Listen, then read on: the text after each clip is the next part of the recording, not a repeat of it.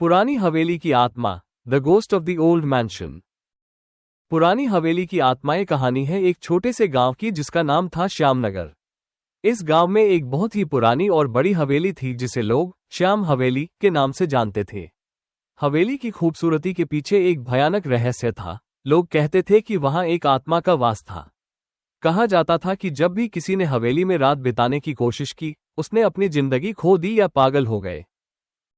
गांव वालों का मानना था कि श्याम हवेली में एक पुरानी रानी की आत्मा भटकती है, जिसने उस जगह पर किसी अनजान कारण से अपनी जान दे दी थी।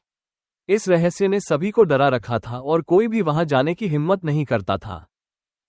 एक दिन गांव में एक नवयुवक जिसका नाम रवि था आया। रवि ने पुरानी कहानियां और अफवाहों को कभी गंभीरता से नहीं लिया। जब उसने श्याम हवेली के बारे में सुना तो उसने सोचा कि यह सब झूठ है और उसने निर्णय लिया कि वो उस हवेली में एक रात बिताकर गांव वालों को साबित करेगा कि यह सब सिर्फ कहानियां हैं।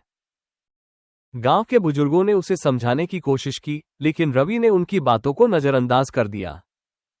एक शाम रवि अपने कुछ जरूरी सामान लेकर हवेली के लिए निकल पड़ा।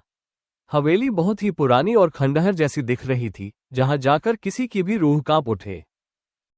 रात का समय हो गया और हवेली में गहरी चुप्पी छा गई। रवि ने एक कमरे में अपना बिस्तर लगाया और अपनी टॉर्च जलाकर चारों ओर देखने लगा। हवेली के अंदर कीमती चित्र, टूटे फूटे फर्नीचर और धूल भरी किताबें थीं। रवि ने चारपाई पर लेटकर एक किताब उठाई और पढ़ने लगा, लेकिन अचानक एक ठंडी हवा का झोंका आया और दरवाजा खुद ब खुद बंद हो गया। रवि सहम गया, लेकिन उसने खुद को संभाला और किताब पढ़ने लगा। तभी उसे लगा कि कोई उसके पीछे खड़ा है, लेकिन जब उसने मुड़कर देखा तो वहां कोई नहीं था। उसकी दिल की धड़कन तेज हो गई। उसने सोचा शायद उसे भ्रम हो रहा है, लेकिन तभी एक तेज चीख की आवाज ने उसकी नींद को उड़ा दिया।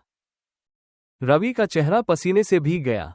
उसने देखा कि कमरे का दरवाजा खुल चुका था और अंधेरे में से कोई सफेद लिबास पहने हुए एक महिला की परछाई दिख रही थी। वो परछाई धीरे धीरे पास आ रही थी। रवि डर के मारे उठकर भागने लगा, लेकिन जैसे ही उसने दरवाजे से बाहर निकलने की कोशिश की, दरवाजा बंद हो गया। अब वो परछाई बिल्कुल उसके सामने थी। महिला की आंखें लाल हो चुकी थी और चेहरा भयानक था। उसने रवि से कहा, तुमने मेरी शांति भंग की है, इस जगह से चले जाओ। रवि ने हिम्मत जुटाई और कहा, मैं ये जानना चाहता हूं कि तुम्हारी आत्मा को शांति क्यों नहीं मिल रही। महिला की आत्मा ने आह भरी और बोली, यह मेरी कहानी है। मैं रानी श्यामा हूं। मेरे पति ने मुझे यहां बंद कर दिया था और मैं भूख और प्यास से मर गई थी। मेरी आत्मा को शांति नहीं मिली क्योंकि मेरा अंतिम संस्कार नहीं किया गया।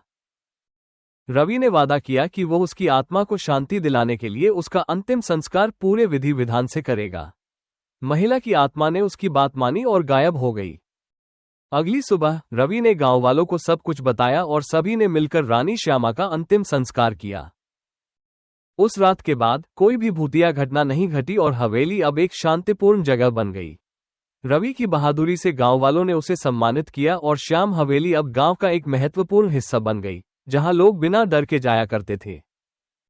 इस प्रकार रवि ने अपनी हिम्मत और समझदारी से न केवल अपने डर को हराया, बल्कि एक निर्दोष आत्मा को भी शांति दिलाई। ये कहानी हमें सिखाती है कि हमें सबसे बड़ी चुनौतियों का सामना बहादुरी और बुद्धिमानी से करना चाहिए।